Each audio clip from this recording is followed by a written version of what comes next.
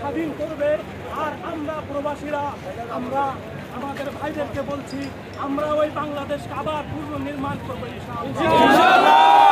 এবং সকল প্রবাসী ভাইদের কাছে এই মেসেজ পৌঁছে দিন, আমরা একটি টাকাও বাংলাদেশ স্বাধীন না হওয়া পর্যন্ত আর ব্যাংকে পাঠাবো না ইনশাআল্লাহ।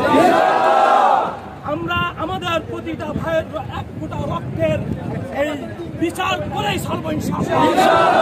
আমরা প্রবাসীরা দেখিয়ে দেব বাংলাদেশ সরকারকে যে বাংলাদেশ সরকার কিভাবে দেশ চালায়। এই দেশকে আবার আমরা স্বাধীন করব, পূর্ণ নির্মাণ করবো ইনশাআল্লাহ। আবু সাইদ মরলো কেন? জবাব চাই, জবাব চাই, জবাব চাই, জবাব চাই। আবু সাইদ মরলো কেন? আমার ভাই রক্ত রং বিধান দিতে দিব না, আমার ভাইয়ের রক্ত রঙা বিধান দিতে দেব না। আবু সাইদ মরলো কেন? জবাব চাই, জবাব চাই, শেখ হাসিনা জবাব চাই। আবু সাইদ মরলো কেন?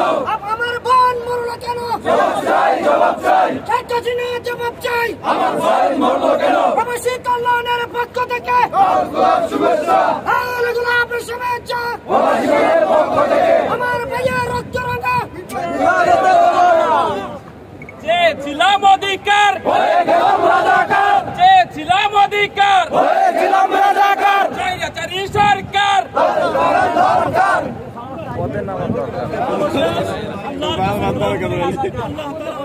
আমাদেরকে শহীদি মর্যাদা দান করুন।